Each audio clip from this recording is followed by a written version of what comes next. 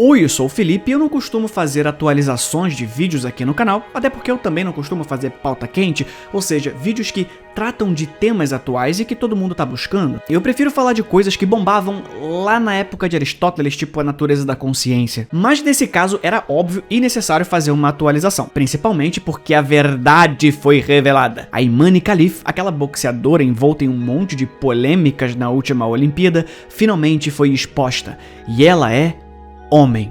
Disse a revista Oeste. Eu tô citando a revista Oeste em específico porque foi através dela que essa informação chegou até a mim, e eu achei extremamente curioso. Independentemente do viés político da plataforma, quando se trata de jornalismo, toda informação sempre merece atenção, principalmente quando se trata de assuntos tão polêmicos assim. Então, eu fui ler a matéria da revista Oeste. Lutadora que ganhou em Paris tem cromossomos XY, testículos e genitália masculina, diz relatório médico. É de fato um monte de informação bombástica. Imane Khalif teria cromossomos XY, como já tinha sido aventado durante a sua participação nas Olimpíadas, mas agora teria sido confirmado que ela também tem testículos e genitália masculina, ou seja, um pênis. E por fim, isso teria sido comprovado por um relatório médico que teria sido tornado público. Sendo assim, eu acredito que eu e você também clicamos no link esperando nos deparar com a oportunidade de ler esse tal relatório. Mas aí você vai ler a matéria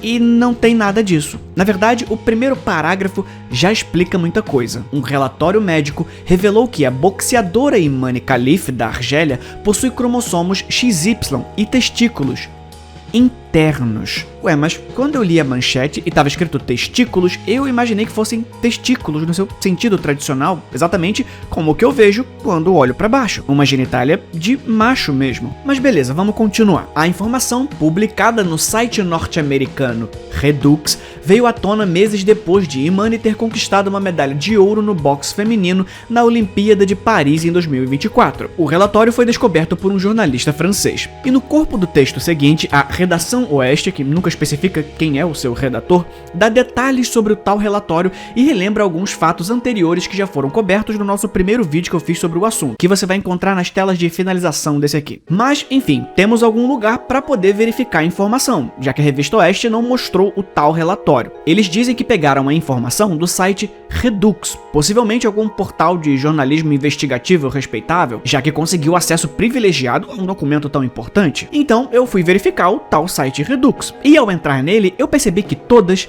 e eu repito aqui, todas as notícias eram sobre mulheres trans. Não era nem sobre notícias ou então sobre feminismo, como o cabeçalho sugeria, tampouco era sobre transgeneridade ou crítica de gênero. Eu scrollei o máximo que consegui e literalmente todos os posts eram exclusivamente sobre mulheres trans. Mas tudo bem, o que nos importa de fato aqui é o fato. A gente quer verificar a informação original lá da revista Oeste. E bem no começo eu encontrei a matéria citada que foi publicada em 4 de novembro por Anna Slatz. Bom, já é alguma coisa, diferente da revista Oeste, que assina como redação. Eu fiquei curioso e fui pesquisar quem era essa Anna Slatz. O primeiro resultado do Google já me mandou para uma página da Wikipédia, e lá a gente conhece um pouco sobre a trajetória dela. Anna Slatz é uma jornalista canadense e ativista crítica de gênero, que é conhecido também como TERF, ou feminismo radical. Uma corrente feminista que recusa o conceito de mulher como gênero e acredita que o termo deve estar estritamente associado com a expressão genética do sexo. Mas por que isso é meio confuso é assunto para outro vídeo. Porque a continuação da biografia dela me chamou a atenção.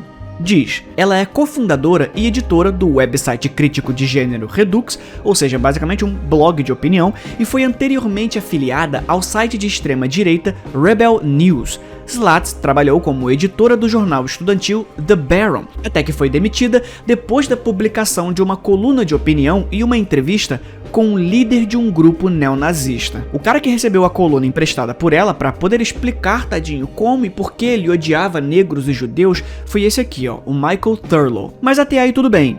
Disse o frango na porta do forno. Isso não prova que a matéria do Redux é mentira, mas simpatizar com o neonazista me parece um bom motivo para abrir e arregalar os olhos para verificar se qualquer coisa que essa pessoa fala não é apenas preconceito disfarçado de jornalismo. Então, eu li a matéria do Redux. Falava basicamente o que a Oeste já tinha dito, mas também não mostrava o bendito relatório. Porém, dizia de onde tirou essa informação. Segundo a Anna Slatz, ela pegou essa informação de um site de notícias operado por um jornalista francês. Ufa, que bom, eu acho que dessa vez a gente tá falando de jornalismo investigativo, com, sei lá, uma história mirabolante de como esse ou essa jornalista conseguiu o documento secreto.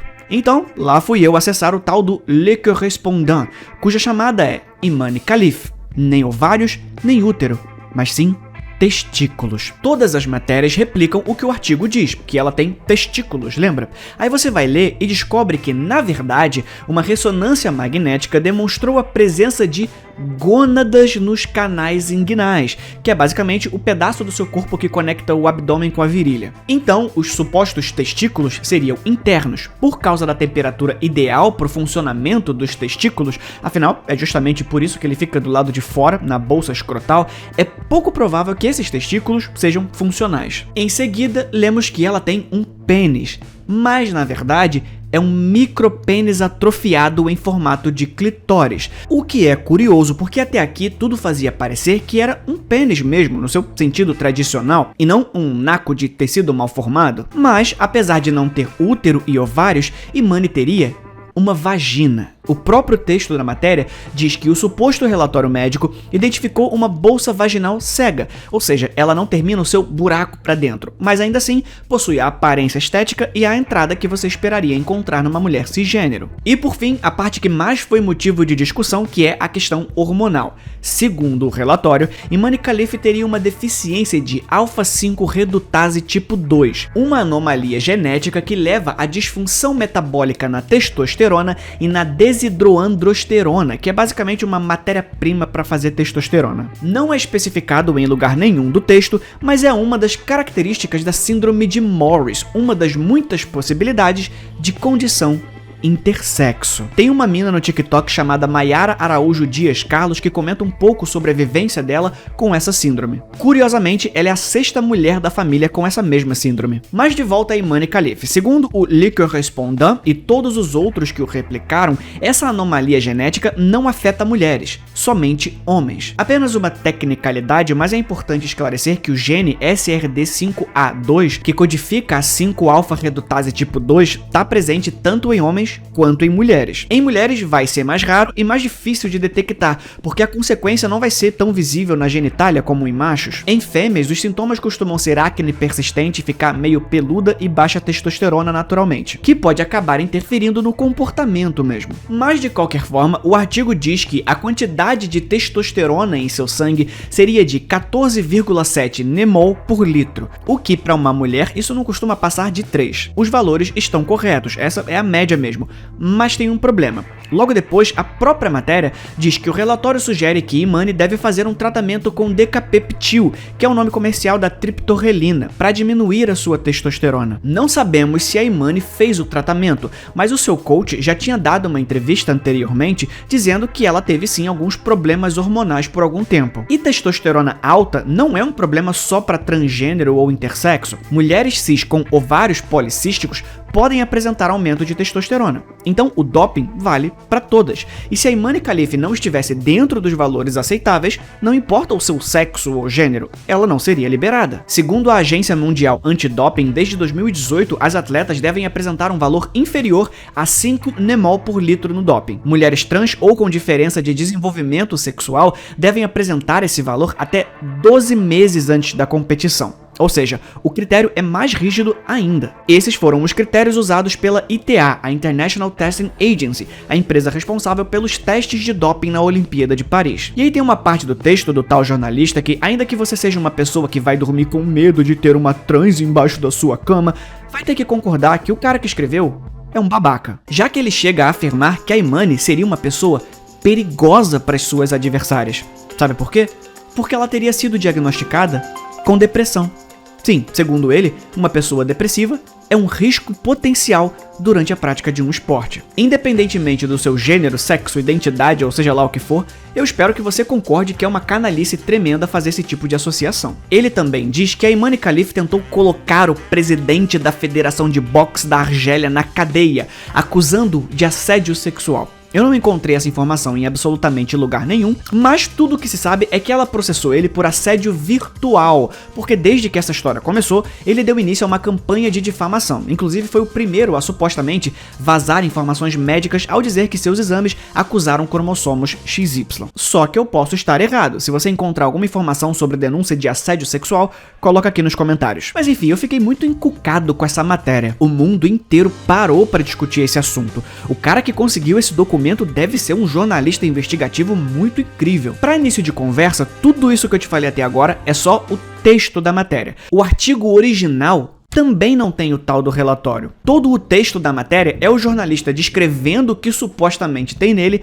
e dizendo: confia, paizão. Mas para não dizer que não tem, na verdade tem sim alguma coisa. Tem literalmente duas prints, que parece ser uma foto tirada da tela de um monitor de um documento escaneado pelo Cam Scanner, recortado para mostrar somente 2 parágrafos. Isso é tudo o que a matéria tem para oferecer de prova. Mas até aí tudo bem, né? Vamos trabalhar com o que temos. Eu não falo francês, então eu joguei numa ferramenta de tradução para ver o que as imagens dizem de verdade. Uma diz basicamente o que já foi discutido aqui, mas no segundo print tem informação importante. A médica em questão diz o seguinte sobre o caso como retratado no relatório. Com efeito, nestas formas diagnosticadas tardiamente, face ao histórico clínico, aos dados biológicos hormonais, aos dados radiológicos e à perícia psicológica e neuropsiquiátrica, o sexo feminino é sempre favorecido.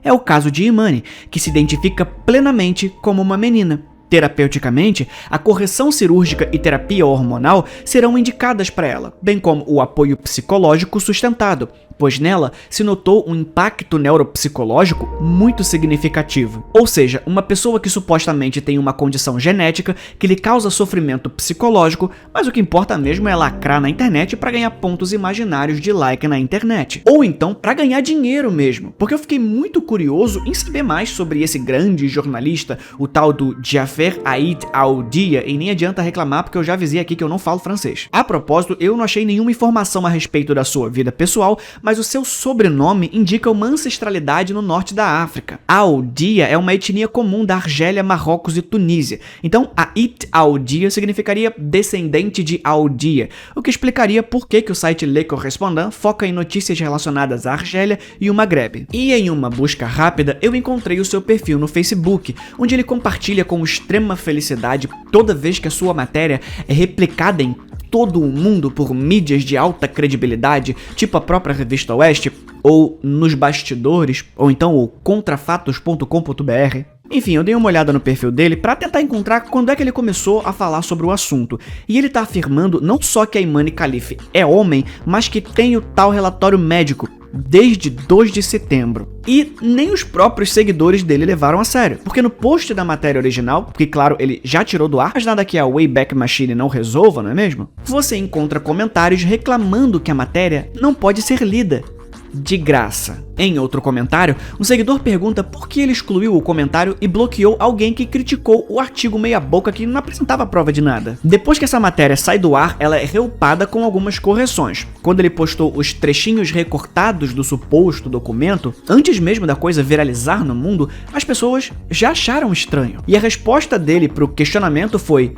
"Você se incomoda com a verdade?" O cara chega até a pachorra de dizer que a pergunta não é de onde ele tirou esse documento, e sim o que fazemos agora com a verdade, já que todo mundo deveria confiar cegamente nesse incrível jornalista que ninguém nunca ouviu falar. Então eu fui tentar entender quem é esse cara de fato, se ele merecia alguma credibilidade. Eu não encontrei muita coisa produzida por ele, pelo menos não fora do tal Le Correspondant. Ele alega que trabalha com jornalismo investigativo desde 1995, e aí algumas pessoas estão usando isso para dizer que o Le Correspondant é um incrível portal de credibilidade há 30 anos. Só que o artigo mais antigo do site é de abril de 2020, que também é a data de criação das redes sociais do jornal. No Wayback Machine, a plataforma que registra páginas da internet como elas eram no passado, você só consegue voltar no site até, adivinha, maio de 2020. E por falar em redes sociais, quando você entra no LinkedIn do cara, você descobre que ele tem uma extensa carreira. Ele trabalha há 28 anos como repórter do Le Correspondant. Ele também é presidente desde 2019 do Le Correspondant, que ele mesmo criou, e ele também cursou a incrível faculdade de Le Correspondant. Só pra deixar claro, tá? O jornalista, de fato, existe. Ele só não é o grande jornalista confiável que está sendo criado em algumas das matérias que replicaram o artigo dele. Na verdade, em uma busca rápida, as duas coisas mais relevantes sobre ele que eu encontrei, além de um ou outro artigo aqui e ali, foram uma matéria sobre o campo de refugiados de Sangatte, na França, em 2002, quando era repórter do France Soir, que na época era um jornal à beira do fracasso e que começou a melhorar das pernas depois de virar um tabloide sensacionalista. Mas o pior de todos foi um caso que aconteceu em novembro de 2015, quando o Estado Islâmico fez uma série de atentados em Paris. Na época, esse jornalista intermediou a venda das imagens de segurança de um restaurante que mostrava o desespero da galera sendo fuzilada por $50 mil para o Daily Mail. O negócio pegou muito mal e ele resolveu trazer a público a gravação que tinha feito de toda a transação com uma câmera escondida. Segundo ele, queria demonstrar que o dono do restaurante, o Dimitri Mohammadi, estava na verdade envolvido no caso. Ele até chegou a dar entrevistas defendendo isso. Só que quando o programa LeTube teve acesso às 4 horas da gravação bruta, conseguiu verificar que o Jaffe queria só comprar as imagens da tragédia mesmo e faturar uma grana em cima, chegando a dizer que quanto mais pânico e medo nas vítimas, melhor, que daria mais audiência. Ele não estava só fazendo registro, ele estava ativamente pressionando o dono do restaurante a vender as imagens. A partir daí, ele escolheu o silêncio e decidiu que não queria mais se pronunciar sobre o caso. E desapareceu. Até agora. Então o resumo da ópera é: alguns sites brasileiros estão replicando uma simpatizante de neonazismo que está replicando um site francês de um jornalista de índole questionável que supostamente teve acesso a dados secretos e pessoais de uma parceria da Argélia com a França e que nem o melhor dos jornalistas teve acesso e que ele nunca mostrou esse documento, mas que no final das contas confirma o que todo mundo suspeitava e já tinha aceitado. Talvez seja uma mulher intersexo. É 2024, gente. Vocês ainda não entendem o básico de biologia? Se não, pode ficar despreocupado. A volta desse tema me inspirou e eu vou finalmente finalizar o vídeo que eu prometi sobre intersexualidade.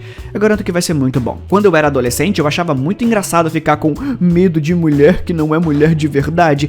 Mas aí a gente cresce e na vida adulta eu passei a ter uma preocupação muito maior com jornalismo que não é jornalismo de verdade. Esse foi o vídeo de hoje. A gente se vê na próxima. Fui. E se ficou faltando alguma informação, pode deixar aqui embaixo nos comentários que a gente troca uma ideia.